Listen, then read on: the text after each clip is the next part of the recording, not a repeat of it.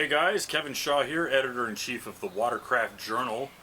Want to take a quick minute and do a semi-live, pre-recorded version of what we normally do every Sunday night. Obviously, last Sunday we did not have a Sunday night live podcast.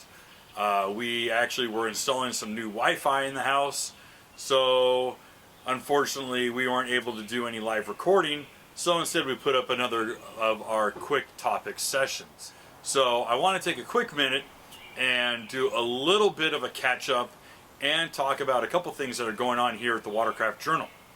First and foremost, we're really excited to announce that we're going to start doing a second newsletter that we put out every week. For those who subscribe to the weekly newsletter at www.watercraftjournal.com, you'll know that we do a recap of all the articles that we publish for free to you Monday through Friday. Now, because we produce so much video content every week, what we're going to start doing is putting out a weekly video newsletter that recaps all of the videos that we publish 6 times a week from Sunday all the way through Friday. So hopefully you guys can take a minute, go over to the Watercraft Journal, subscribe to the newsletter, and you'll receive both newsletters for free. You're not going to be able to pick which one you want, you get both. But that's okay, because we want you to get all the articles that we publish as well as all the videos. If you guys are only subscribed here on the YouTube channel, you're missing out on all the content that we produce over at the actual magazine. There we've got product reviews that you're not getting here in video, getting race reports, race coverage, product announcements, press releases, all sorts of content that you would normally expect from a regular print magazine, but we do it entirely free, digitally, with no passwords, no sign-ins, no downloads, or any of that kind of stuff. Now, unfortunately, we actually have recorded this before, and it had no audio, so I'm back again trying to do it this time. So we were doing a live opening of a new care package that showed up to us from one of our great sponsors, and that's Windrider. Windrider is a brand that many of you might not be familiar with, as they are predominantly in the sailboat, boating, and fishing industries. But we were able to reach out to Windrider a few years ago. They came to us, supplied us with a bunch of really neat products, and we fell in love with a lot of their stuff. In fact, we had a lot of inquiries about a foul weather jacket that I've worn and we did a review on in the magazine, and that jacket I still got and I use it quite often. Obviously it's beautiful out and it's sunny and it's 72 degrees, but when it's colder weather and we still have to hit the water, guaranteed I'm wearing that jacket. It's one of the best that I've ever reviewed, and I'll put the link up to it right above my head. So when you guys are watching it, you can click on that link and it'll take you over to the magazine. You can read the review on that jacket. But for right now, I want to go back over the box that they sent us and some of the neat stuff that they got us for the 2021 riding season. So yeah, it is open. It's not a live opening, as this is our second take doing it.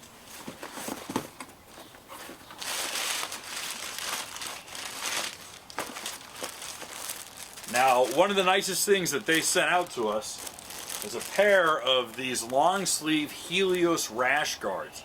These are typically used as a fishing shirt, as a rash guard is a little bit of a tighter form-fitting shirt.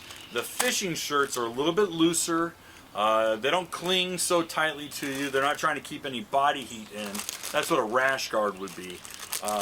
These fishing shirts, this one is the Glacial Lake pattern. It's the light blue and dark blue. Now, what's neat about these long sleeve fishing shirts is that they are UV resistant. They're water wicking. Water wicking meaning that it actually pulls water and dries very quickly. Whether it's water or sweat, you're going to stay dry. And one of the neater things about these long sleeve fishing shirts, to really make sure that you're not sweating to death in a long sleeve shirt, is if you look here, all the way to the elbow on the sleeve, all the way up here, and down the whole flank of the shirt, see if I can pull it out, is that you're going to see a mesh liner. All right, this mesh liner that runs all the way down your flank right here That's helping to get some air circulation, some ventilation coming in, so you're not in your shirt sweating to death, stinking it up. It's going to be a really nice, well-ventilated shirt. It's going to dry real quickly, and you're not going to get sunburned wearing it, as it is UV resistant. And it's up to, I believe they said, up to 50 SPF. So that's really cool. And this is the Glacial Lake light blue one, and then the one I'm really excited about, this actually is pretty cool looking, is the gray camouflage fishing shirt. And the gray camo has the same mesh, but it's in the darker color right here. The nice thing is that I had this actually laying out under the sun, and it really didn't get hot. Inside you can see that it is a very nice, thin, breathable material. It's also very stretchy, so it's not clingy, it's not sticking to you. You're not going to feel like you've been trapped inside of a wetsuit all day. The collars are not terribly tight, and they don't come up high, so it's almost like a regular crew neck or t-shirt style fishing shirt. So if you guys are into it, looking for a jersey that isn't very gaudy, isn't very obnoxious, the pattern isn't too crazy, but does have some, has some neat personality to it, definitely want to check out these Windrider fishing shirts, the Helios fishing shirts. Now, what's really cool is, and I wasn't expecting this, was they also sent us matching neck and face gaiters. Now, I want to go over this a little bit. And we got some gray, and we got the Glacial Lake light blue, and we got the dark gray here. And the neat thing is about these gaiters, couple attributes that a lot of people don't consider. And that is that, first, these are made of the same water wicking, stretchy material. All right, and they don't discolor, they don't do anything kind of weird that you might not expect. One of the nicest things is the stitching pattern, in that they take great care in having an overlapped stitching pattern that when you wear it, it's not going to rub or chafe on your skin. Now, I will show you something that a lot of people haven't considered. I haven't seen a lot of folks doing it, and that is, as you put these on, turn it sideways a little bit, is that these, I got in the habit, let's back up a little bit, I got in the habit of wearing a fishing gaiter with me on long distance rides. And the reason being is that rather than a plastic mask that a lot of guys will wear to keep bugs off their face, a fishing gaiter doesn't obstruct your breathing really badly. You get good air circulation, all right? And what I've also found, especially in the last year, is that fishing gaiters make for a really good alternative to wearing a face mask. A lot of people who still are in heavy restricted areas in states that require face masks, that face mask can really pull on your ears, can leave lines on your face, can pull down hard on your nose. And a fishing gaiter does exactly the same thing as your cloth face mask. So you're not wearing this stupid surgical mask or a pattern that your wife might have gotten you that you don't like. You can breathe a lot easier. You can hear me right now talking through a fishing gaiter, and it's UV resistant. It's not pulling on your ears. It's not marking up your face. It really is far more comfortable. And because a cloth mask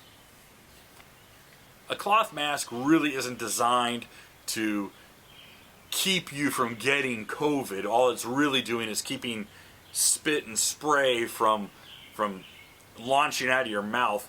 This will work just as well. Plus, you kind of look like a train robber, so that's kind of cool. But we definitely really like the fishing gaiters. I've gotten in the habit of using fishing gaiters when I have to go to different stores or outlets that require me to wear a mask. I'll grab a fishing gaiter rather than a face mask.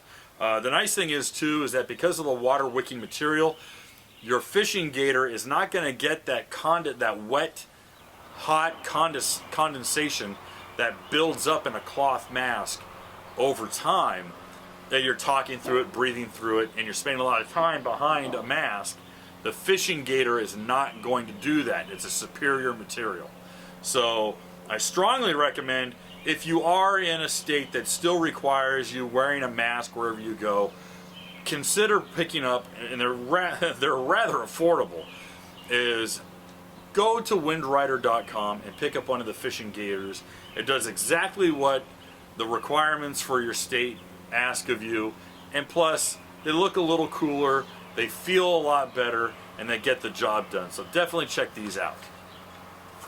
We got 4 of those. We got 2 of each color, so I'm definitely going to rotate through a lot of those, and that's really good.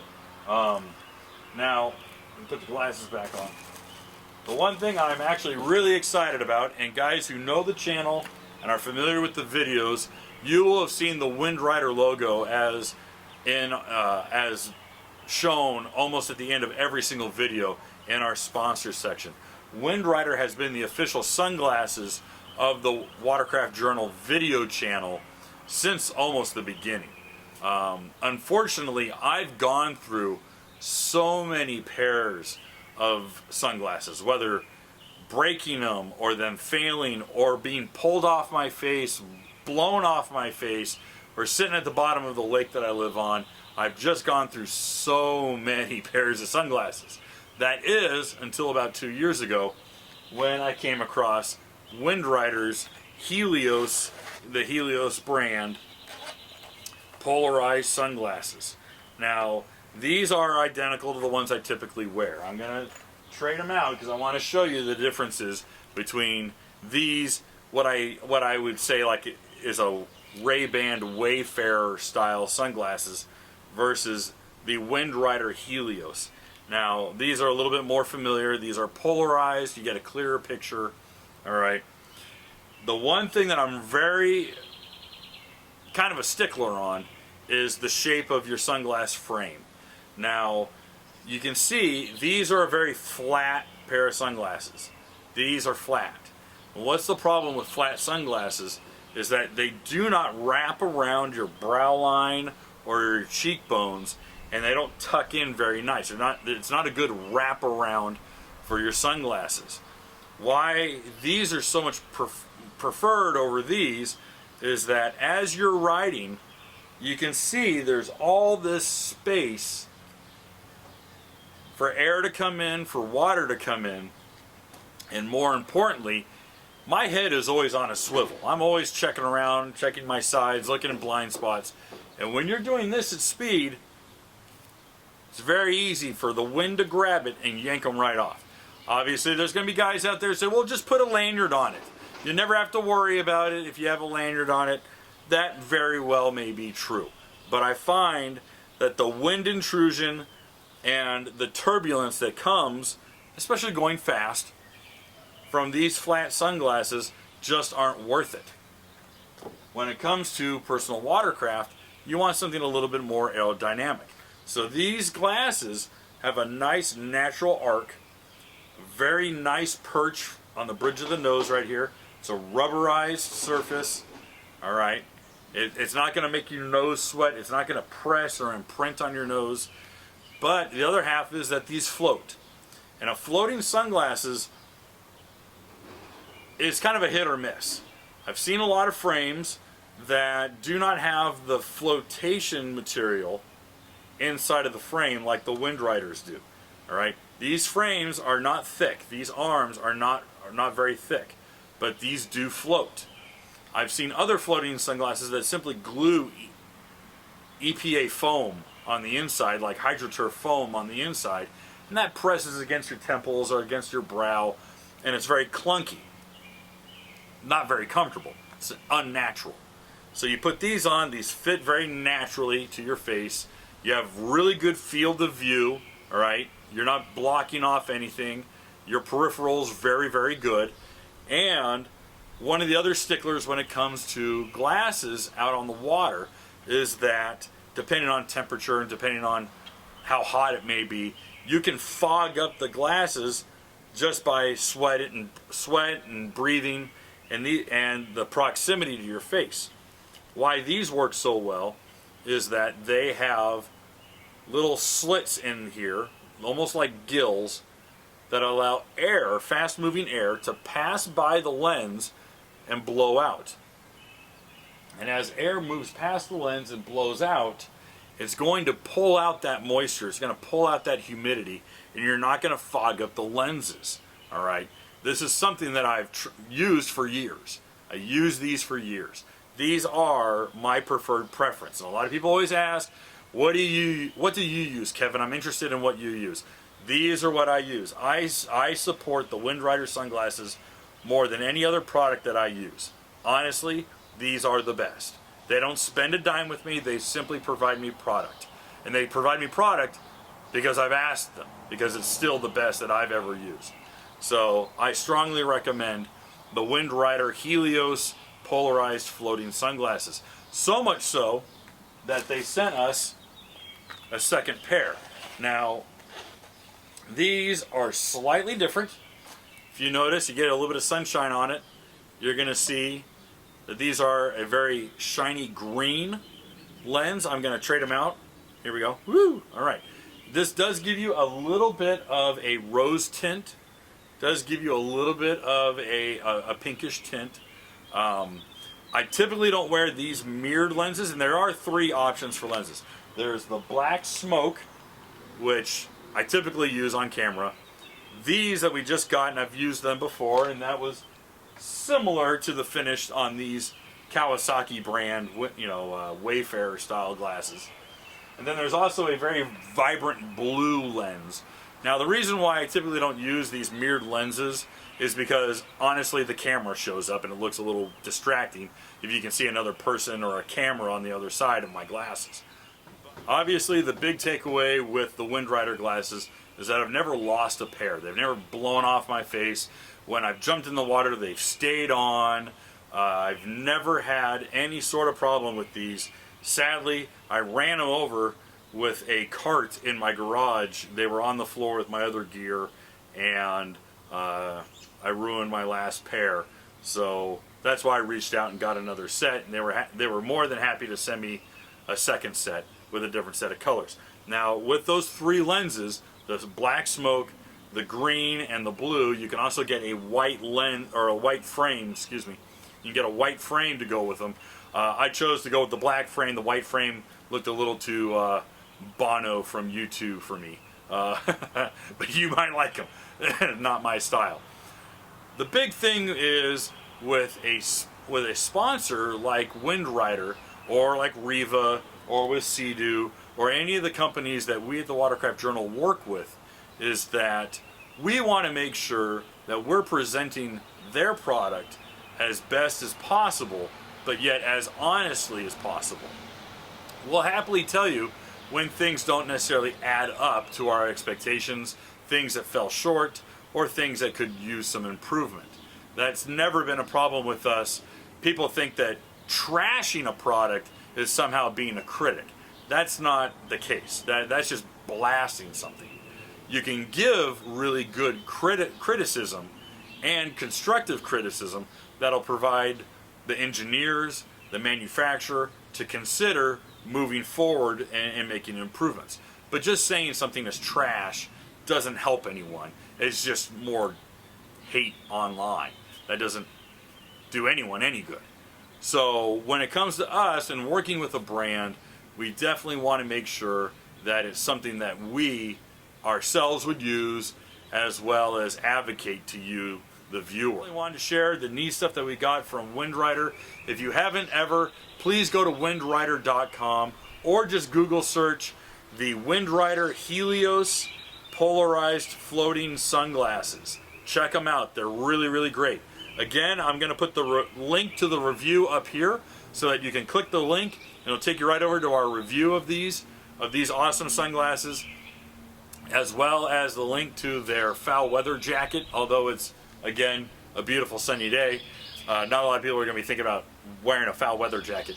But definitely check out Windrider. They support us. I love almost everything they've ever made, and we're excited to test out this other stuff. Guys, thanks again. We'll see you on Sunday during our live podcast. Make sure to bring your questions. And if you haven't already, please go to watercraftjournal.com, check out our shop, and make sure you check out our auxiliary fuel system kit that adds an extra 13 gallons of fuel to your 4-stroke Yamaha, Kawasaki, and pre-2012 Sea-Doo. Guys, check it out. There's a lot of information on that. There's a lot of video content on that, and we'll happily answer your questions too.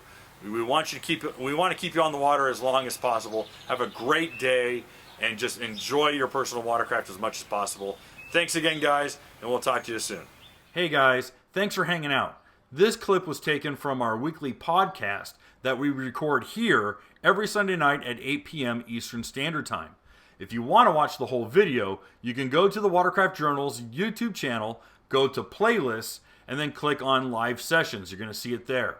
Otherwise, go ahead and leave a like, a comment, and definitely subscribe to the channel. It helps us grow. And again, thanks again for watching our videos, and we hope to see you soon.